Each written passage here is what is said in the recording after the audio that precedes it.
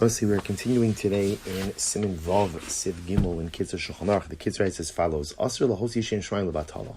One has to be careful not to use the name of Hashem for unnecessary reasons or in vain. Levatala means to articulate the name of God for absolutely no reason. V'chalamoti shem shemaim levatala, and whoever goes ahead and says the name of Hashem, for no purpose, over a mitzvahs aseh, is in violation of a positive commandment. T'chsev as Hashem Elokecha tira. Ultimately, you should revere HaKadosh Baruch Hu. Ksiv im lo sishmar liyira as Hashem anechba v'anora v'zeu michal hayira shel haskir shma gadol ki derech shavach b'racha u'bracha b'mashu hu yimechuyev.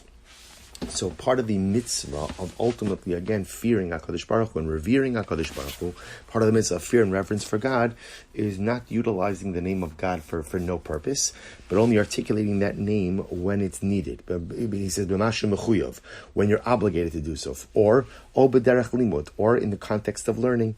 V'yira v'yizdazu evara b'shashu masker as Hashem yisparach shemo, and a person literally again should tremble. His entire body should tremble when he articulates the name of Hashem.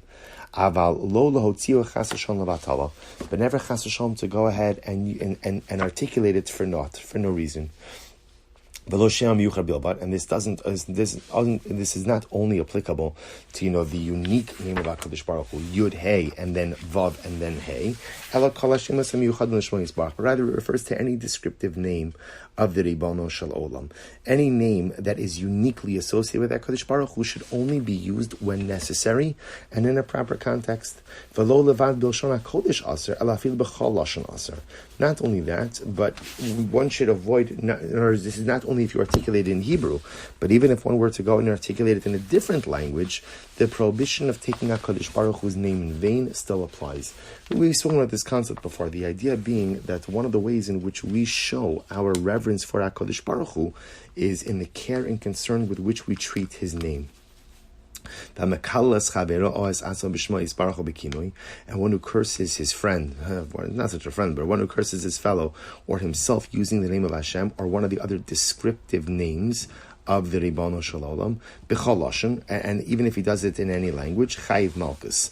Ultimately, again, one is chayiv lashes. Now, by the way, this concept of kinoi, what does it mean, a nickname or a descriptive name of HaKadosh Baruch Hu? So in the parentheses, he writes, kinoi, huma shemeshapchin bo HaKadosh Baruch Hu, kimo hagodol, hagibor, hanora, hane'eman, ha'adir, ha'chazak, ha'omitz, ha'izos, chanun, baracham, kana, erachapayim, rav chesed. So apparently, again, the concept of a kinoi really refers to a descriptive name. In other words, sometimes HaKadosh Baruch Hu is described by his midos. That's called the kinui. That's called a descriptive, right? A nickname or a descriptive name. So one who goes out and utilizes that name in vain, there's also liability for that. Now he says you're chayiv malchus. That means you're chayiv malchus, you're chayiv lashes. Because remember again, this is a violation of the pasuk of Es Hashem Elokecha tira. You're supposed to revere HaKadosh Baruch Hu, and part of that reverence, ultimately again, is not using HaKadosh Baruch Hu's name unnecessarily. Therefore, if a person does use the name unnecessarily, ultimately, this is in violation of a biblical obligation, and therefore one would be chayiv, technically, malchus lashes. Again, even without the administering of the technical penalty, the fact that lamaisa, the penalty exists, and that the taking of a name of the HaKadosh Baruch Hu in vain results in that penalty tells us the severity of this particular action. Okay, we'll stop over here for today. Shkayach, we're stopping in the middle of Siv Gimel, and the Miras Hashem will continue with this tomorrow. Shkayach, everyone.